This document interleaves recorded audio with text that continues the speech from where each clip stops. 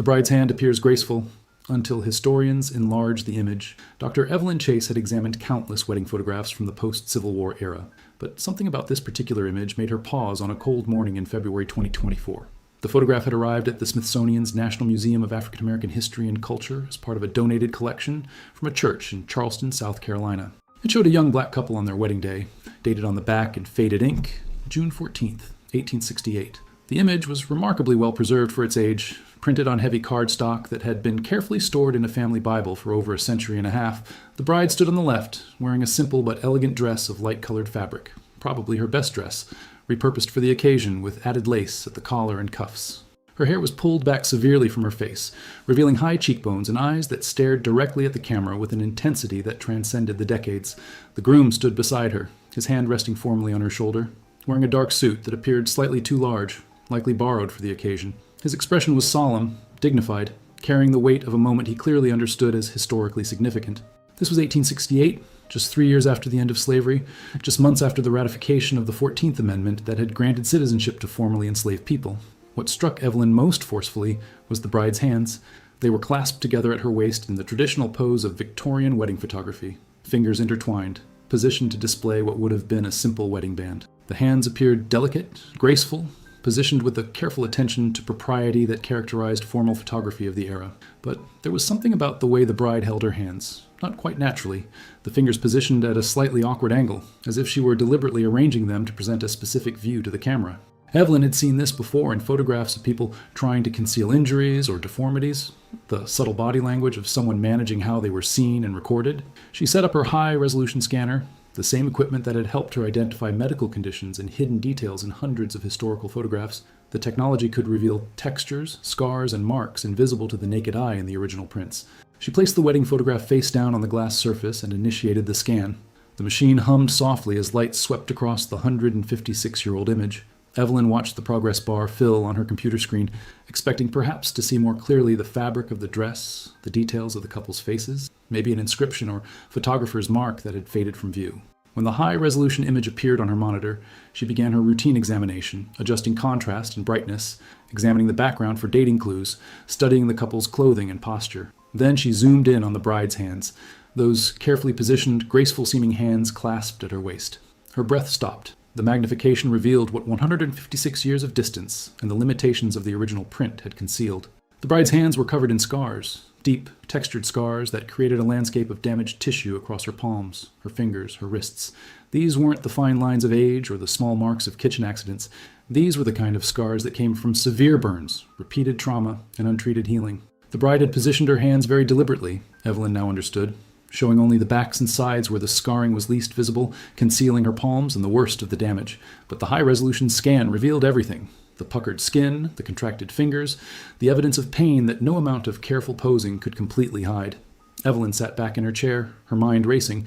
This wasn't just a wedding photograph. This was evidence, a record of violence, of labor, of survival.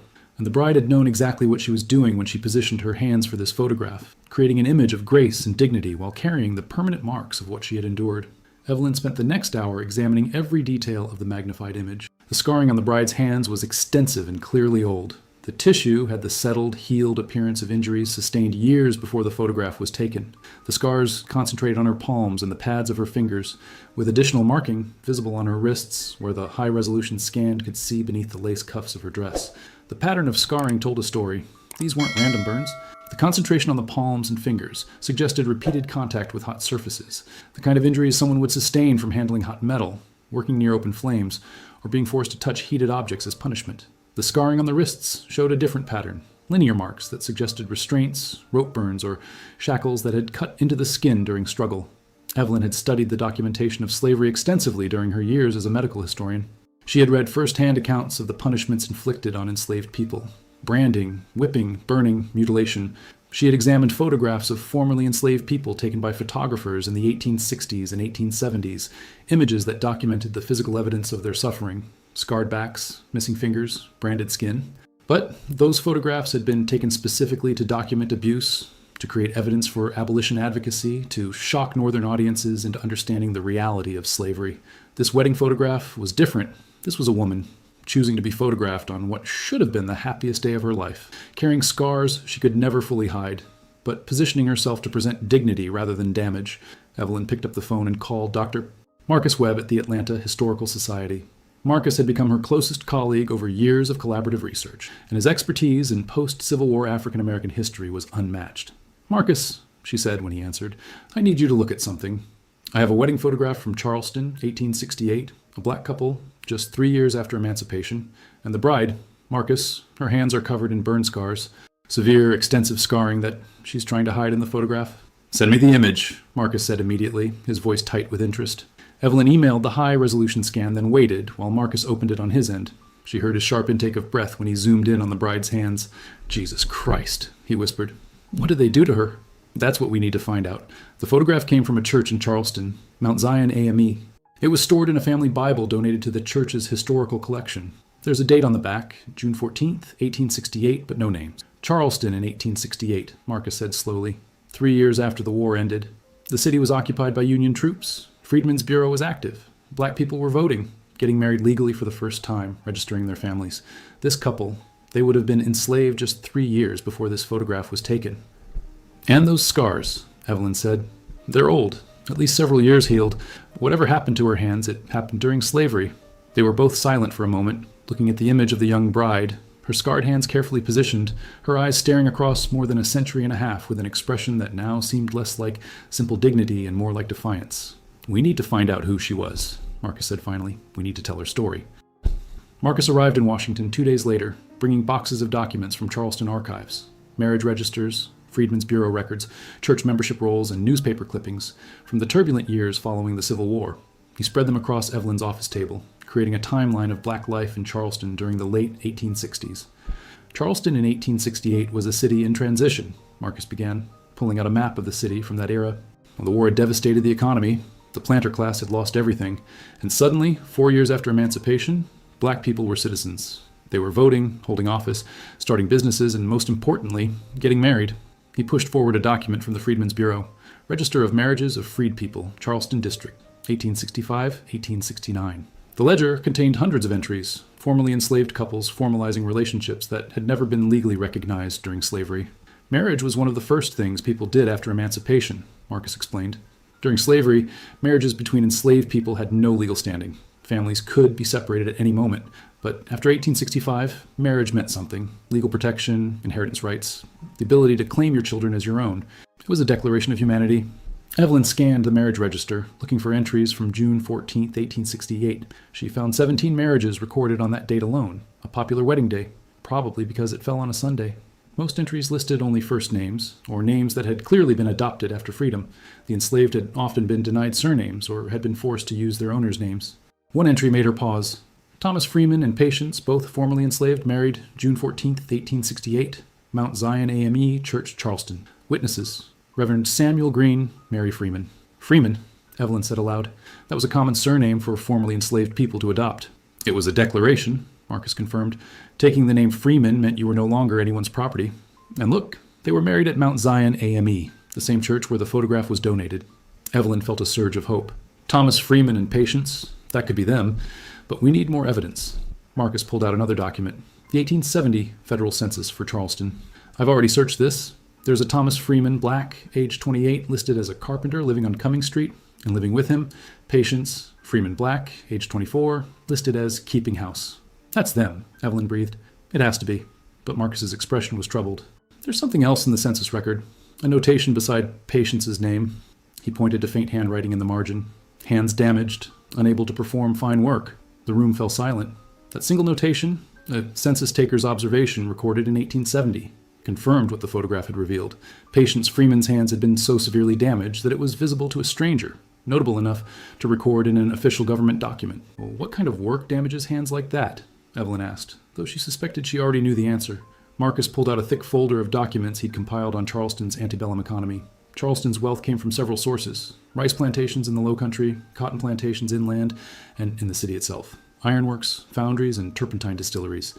Enslaved people worked in all of these. But the work that would cause burns like what we see in that photograph, he opened the folder to reveal an 1850s business directory. There were 3 major ironworks in Charleston before the war: the Charleston Iron Works, the Palmetto Iron Works, and Bennett's Foundry. All 3 used enslaved labor. Evelyn understood immediately. Ironworks meant handling hot metal, working near blast furnaces, pouring molten iron into molds. The work was brutal and dangerous, causing severe burns and injuries that often went untreated. "We need to find out if Patience worked at one of these ironworks," she said. "We need to know what happened to her hands." The Charleston Ironworks had been one of the largest industrial operations in the antebellum South, employing over 200 workers, most of them enslaved, in the production of tools, machinery, and munitions. The facility had been partially destroyed during the Civil War, but its business records had survived, preserved in the collections of the South Carolina Historical Society. Marcus spent 3 days in Charleston going through those records, while Evelyn continued researching in Washington. The ironworks had kept meticulous records, production logs, inventory sheets, and disturbingly, a ledger of enslaved workers hired from their owners to work in the facility. He called Evelyn on a Thursday evening, his voice shaking. "I found her. Patience. She's listed in the Charleston Ironworks hiring records from 1859 to 1864. What do the records say?" She was hired out by her owner, a man named Robert Middleton, who owned a rice plantation outside Charleston, but also hired out his enslaved workers to the city's industrial operations for additional income. Patience was listed as working in the mold pouring section. That's where molten iron was poured into casts to create finished products. It was one of the most dangerous jobs in the ironworks. Evelyn closed her eyes, imagining a young girl. Patience would have been only 13 in 1859, forced to work near furnaces that reached temperatures over 2,000 degrees, handling tools and materials that could cause devastating burns with a single mistake. "There's more," Marcus continued, his voice tight. The ironworks kept injury records. "I found multiple entries for Patience between 1860 and 1863. February 1860, Patience, burned hands from splashed iron treated with lard, 3 days recovery. August 1860, Patience, burned right palm from hot tongs, no treatment, returned to work. November 1861, Patience, severe burns both hands from spilled molten metal, treated by Dr. Simons, 2 weeks recovery before return to work." "They kept burning her," Evelyn said, horror and rage mixing in her voice, "and they kept sending her back. The last entry is from March 1863. It says, 'Patience, extensive burns to hands and wrists from accident at furnace. Hands permanently damaged. Reassigned to cleaning and sorting work.' After that, she disappears from the hiring records. Middleton probably stopped hiring her out because her hands were too damaged for industrial work." Evelyn thought of the wedding photograph, taken just 5 years after that final injury. Patience had been 21 years old when she married Thomas Freeman, her hands carrying the permanent evidence of 4 years of brutal labor that had started when she was barely a teenager. "We need to find out more about her life," Evelyn said. "Not just what was done to her, but who she became afterward. She survived those injuries. She lived through slavery and emancipation. She got married and built a life. That's the story we need to tell." Finding Patience Freeman's own voice proved unexpectedly possible through a source Evelyn had not anticipated: the testimonies collected by the Freedmen's Bureau in the years following emancipation. The Bureau had documented thousands of cases involving formerly enslaved people seeking compensation for unpaid wages, family reunification, or legal recognition of their marriages and children. In the National Archives, Evelyn found a testimony given by Patience Freeman in November 1868. Just 5 months after her wedding, she had filed a claim seeking compensation for her years of labor at the Charleston Ironworks. The testimony was recorded by a bureau agent named Jonathan Webster and preserved in remarkable detail. Testimony of Patience Freeman, colored, formerly enslaved by Robert Middleton of Charleston District, given November 18th, 1868. "I am 22 years old. I was born on Mr. Middleton's plantation, but when I was 13, he hired me to the Charleston Ironworks. I worked there from 1859 until 1863. My job was to help pour the melted iron into molds. It was hot work and dangerous. Many people got burned. I was burned many times. The first time was just a splash on my hand. It hurt terrible, but they put grease on it and made me go back to work the next day. After that, I got burned more times, small burns, and then bigger ones. The masters didn't care much about burns unless you couldn't work. In 1863, there was an accident. A crucible of melted iron tipped over and splashed on my hands and arms. I screamed and fell down. They took me to the doctor, who said my hands were ruined. The skin came off in sheets, and when it grew back, it was hard and tight. I couldn't open my fingers all the way anymore. I couldn't hold small things. My hands hurt all the time for 2 years. Mr. Middleton was angry because I couldn't work at the ironworks anymore. He put me to cleaning rice and sorting bowls, but I wasn't worth as much money to him with damaged hands. When freedom came, I was glad, because I thought I wouldn't have to work at hot iron anymore. I am married now to Thomas Freeman, who is a carpenter. I keep house for him, but my hands make it hard to do fine cooking or sewing. I am filing this claim because I worked for 4 years at the Charleston Ironworks and never got paid 1 cent. All the money went to Mr. Middleton. I think I should get something for my labor and for my hands that got ruined in his service. Signed with her mark, as Patience cannot write due to hand injuries. Evelyn read the testimony 3 times, tears streaming down her face. Patience's voice came through across 156 years with heartbreaking clarity. matter of fact about the horror she had endured, seeking not sympathy but compensation, describing her damaged hands with the practical acceptance of someone who had learned to live with permanent injury. The phrase "signed with her mark" particularly struck Evelyn. Patience couldn't write. Whether because she had never been taught or because her scarred hands couldn't hold a pen, the testimony didn't specify. But she had made sure her story was recorded, had pursued a legal claim for justice even though she must have known the chances of receiving compensation were slim. Marcus found the outcome of the claim in the Bureau's resolution records. Claim denied. No legal obligation to compensate for labor performed during slavery. Petitioner advised to seek redress through civil courts if desired. Patience had received nothing. The hands that had been ruined in Robert Middleton's service, the years of brutal labor, the permanent disability, none of it entitled her to compensation under the legal framework of 1868 America. But she had tried. She had stood before a Freedmen's Bureau agent and told her story, had it recorded in official documents, made herself visible in the historical record as more than just a nameless victim.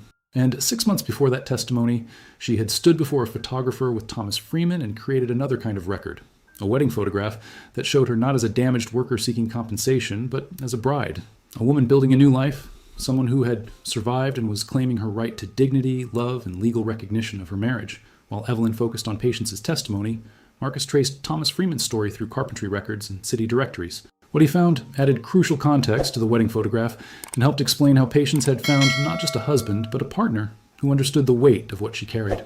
Thomas appeared in Freeman's Bureau records from 1865, immediately after Charleston's liberation. He had filed for a certificate of freedom and registered his name, Thomas Freeman, age 25, formerly enslaved by the estate of Charles Morrison. The records noted his occupation as skilled carpenter, trained in furniture making and construction. But it was Thomas's own testimony, given in 1867 when he petitioned to establish a carpentry workshop, that revealed his connection to Patience's experience. I learned carpentry working at Morrison's furniture workshop in Charleston. I was trained from age 12 to make fine furniture for white families. Morrison hired me out to other carpenters and kept all my wages.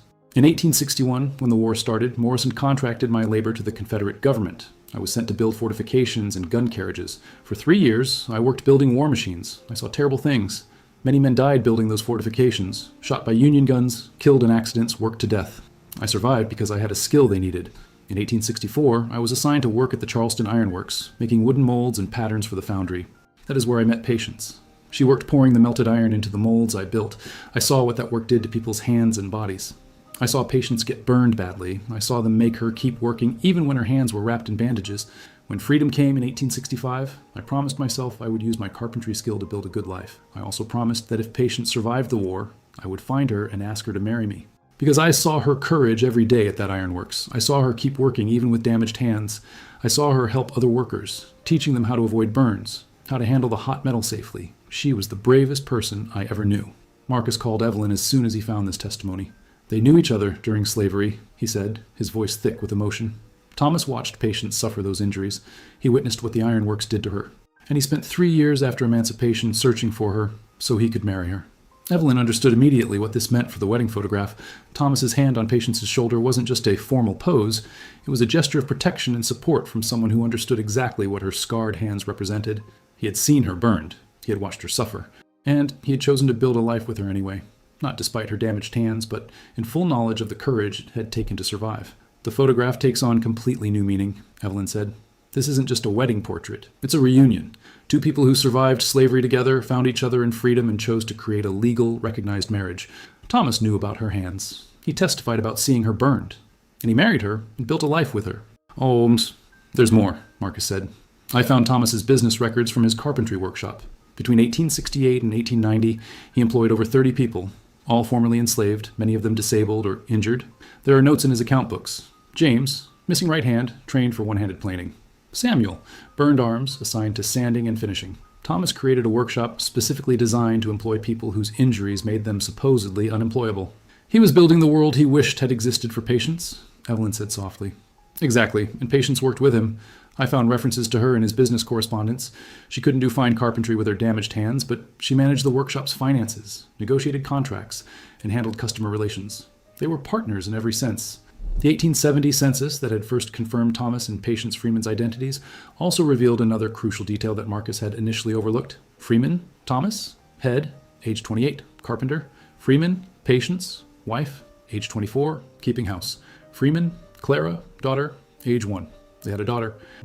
Born in 1869, just 1 year after their wedding, Clara Freeman represented the first generation of her family born into legal freedom, born to parents whose marriage was recognized by law, born into a household headed by a skilled craftsman, and managed by a woman who had survived the worst of slavery's cruelties. Evelyn traced Clara Freeman through subsequent census records and city directories. In 1880, at age 11, she was listed as attending school, a simple notation that carried enormous weight. Patients, who had been forced into ironworks labor at age 13, had ensured her daughter received education instead. By 1900, Clara Freeman had married a teacher named James Stevens and was living in Philadelphia, part of the great migration of black Southerners seeking better opportunities in northern cities.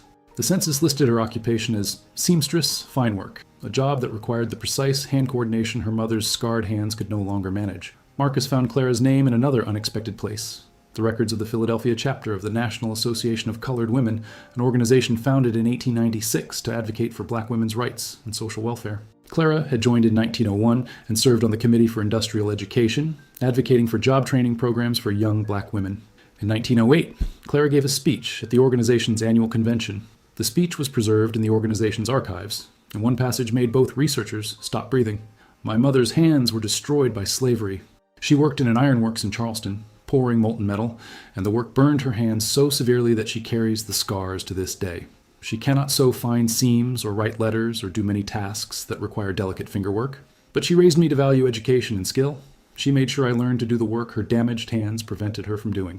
And she taught me that survival is not enough. We must build lives of dignity and purpose. We must create opportunities for the next generation that were denied to us. My mother's scarred hands built my future. I carry her courage with me every day." Evelyn and Marcus sat in silence after reading that passage. The wedding photograph, taken in 1868 when Clara was not yet born, had captured the moment when Patience and Thomas had chosen to create that future, to build a family, to establish a legal marriage, to claim their right to raise children in freedom. "We need to keep tracing the family line," Evelyn said. "We need to find out if any descendants are still alive. They deserve to know this story. They deserve to see that photograph and understand what it represents." Marcus nodded and began the painstaking work of genealogical research, following the Freeman-Stevens family through the 20th century. Clara had 4 children, all of whom attended college, an extraordinary achievement for the grandchildren of enslaved people. Her youngest daughter, Dorothy, became a social worker in Philadelphia and was active in the civil rights movement during the 1950s and 1960s. Dorothy's daughter, Patricia Morrison, was still alive at age 78, living in Silver Spring, Maryland, just 15 miles from where Evelyn sat in her Washington office. Marcus found her through modern genealogy databases and public records. "We found Patience Freeman's great-great-granddaughter," he told Evelyn. "And she lives right here in the D.C. area. I think it's time to make a call." Evelyn spent an hour preparing what she would say before calling Patricia Morrison. How do you tell someone that you've discovered their great-great-grandmother's wedding photograph and that it reveals evidence of trauma and survival that has never been fully documented? How do you explain that a simple image of a bride and groom from 1868 carries a story of suffering, resilience, and triumph that deserves to be told?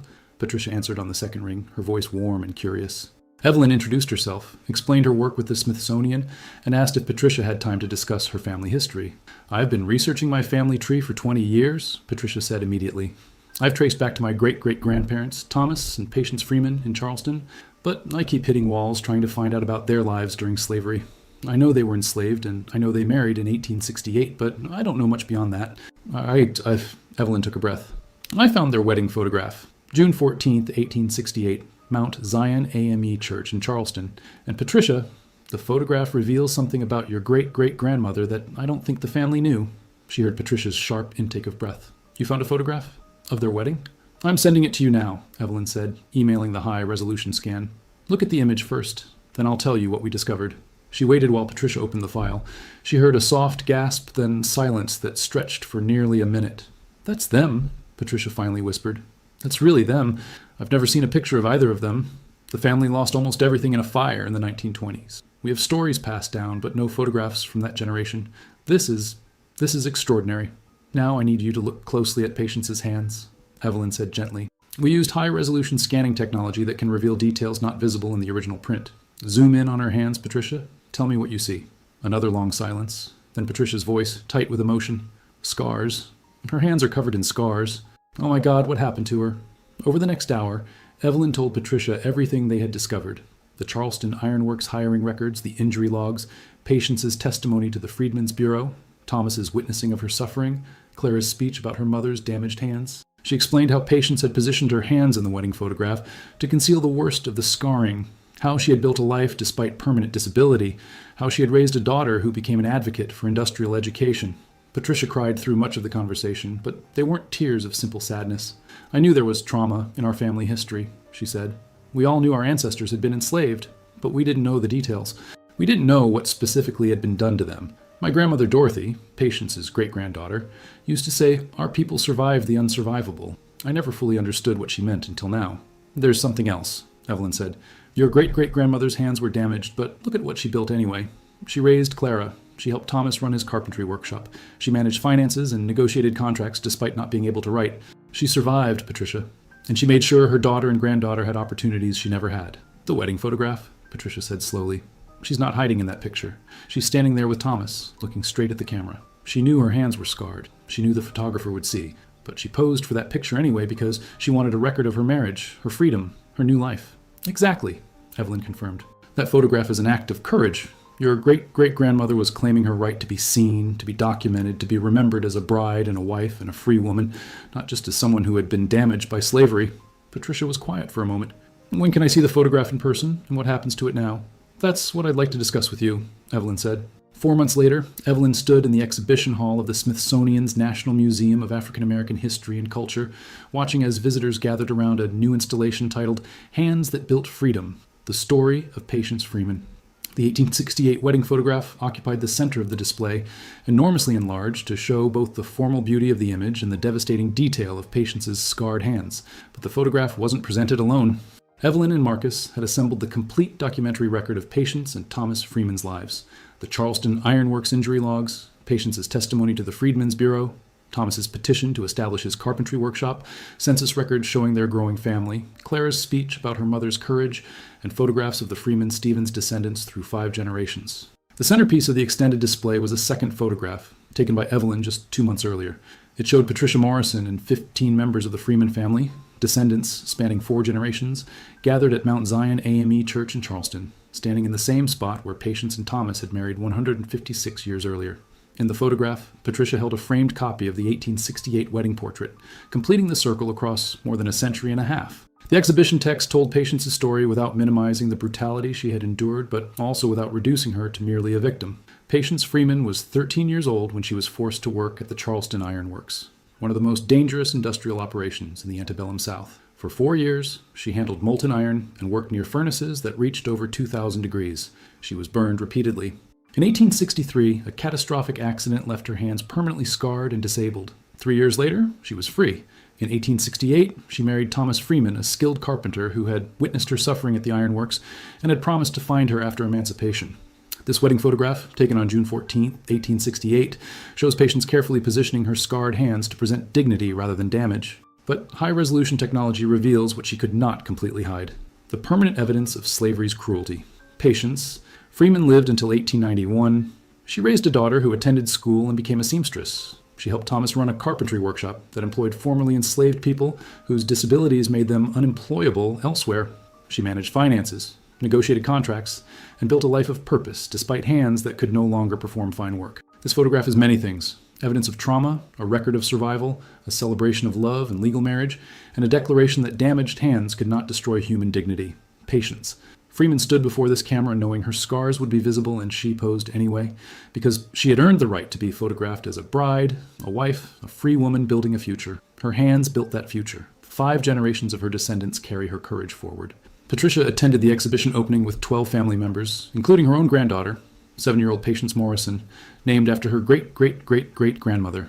The child stood transfixed before the enlarged photograph, studying the face of the woman whose name she carried. "Why are her hands like that?" young Patience asked her great-grandmother. Patricia knelt beside her namesake. "Bad people hurt her when she was young. They made her do dangerous work, and she got burned. But she survived, and she got married, and she had a family. And because she was so brave and strong, you're here today." The little girl reached out and touched the glass covering the photograph, her small unmarked hand resting over the image of Patience Freeman's scarred palm. "I'm glad she didn't give up," she said simply. In the months following the exhibition opening, the story of Patience Freeman's wedding photograph spread beyond the museum walls. Journalists wrote about the hidden scars revealed by technology. Medical historians analyzed the injury patterns to better understand the physical toll of industrial slavery. Genealogists used the Freeman family records as a model for tracing other formerly enslaved families through scattered archives. But the most profound impact came from other families who saw themselves in Patience's story. The museum received dozens of letters and emails from descendants of enslaved people who had their own fragments of family history. A name in a ledger, a notation in a census, a story passed down through generations but never fully documented. One letter came from a woman in Atlanta whose great-great-grandfather had worked at the same Charleston Iron Works as Patience. She sent a photograph of him taken in the 1870s, and when Evelyn scanned it with high-resolution technology, it revealed similar scarring on his hands. Another letter came from a family in Baltimore whose ancestor had been hired out to a turpentine distillery and had lost 3 fingers in an accident. They had the employment records, but had never understood the full context until seeing Patience's story. Evelyn began a new project, the Scarred Hands Archive, a collection of photographs, documents, and testimonies documenting the physical evidence of slavery's violence. She partnered with Patricia Morrison, who brought the perspective of a descendant navigating the emotional complexity of this history. People ask me if I'm traumatized by learning what happened to my great-great-grandmother, Patricia said during a public panel discussion 6 months after the exhibition opened. But I'm not traumatized. I'm empowered. Yes, it's painful to see evidence of what she suffered, but it's also powerful to see that she survived, that she built a family, that she made sure her daughter had opportunities she never had. That's not a story of victimhood. That's a story of triumph. She gestured to the wedding photograph projected on the screen behind her. Look at how she's standing in that picture. She's not cowering. She's not hiding. She's looking straight at the camera with her husband's hand on her shoulder and her own scarred hands clasped at her waist. She's saying, "This is who I am. This is what I survived. And I'm here to build a future. That's the story I want my grandchildren to know." Evelyn returned to her office late that evening, after the panel discussion had ended and the museum had closed. The wedding photograph remained on her desk. She had kept a high-quality print as a reminder of why this work mattered. Patience. Freeman's eyes stared out across 156 years, and Evelyn understood now what that gaze represented. It was defiance. It was survival. It was a refusal to be erased or reduced to the scars on her hands. Patience had stood before that photographer in 1868, knowing that the image would last longer than she would, knowing that it would be evidence of her existence, her marriage, her claim to dignity and legal recognition as a free woman. And she had been right. The photograph had lasted. It had survived more than a century and a half, had been preserved in a family Bible and donated to a church, and eventually found its way to a museum where technology could reveal what the original viewers could not see. The scars that Patience had tried to conceal had become, through the work of historians and the power of high-resolution imaging, not evidence of her victimization, but evidence of her extraordinary courage. Evelyn opened her file of unexamined photographs from the post-Civil War era, dozens of images waiting to be scanned, analyzed, and understood. Somewhere in these images, other Patiences were waiting to be found. Other hands carried other scars. Other faces stared across the decades with stories that deserved to be told. She began scanning the next photograph, watching as the high-resolution image appeared on her screen, searching for the hidden details, the concealed evidence, the stories that had been waiting more than a century to be recognized and honored. Patience. Freeman's wedding photograph remained on her desk, those scarred hands visible in extraordinary detail, hands that had been burned by molten iron, hands that had been denied compensation for years of labor, hands that had raised a daughter and managed a business and built a life of dignity despite permanent disability, hands that had built freedom, one scarred finger at a time, one day at a time, one generation at a time, until 5 generations later, a little girl named Patience Morrison could stand before a museum display and say, "I'm glad she didn't give up. She never gave up.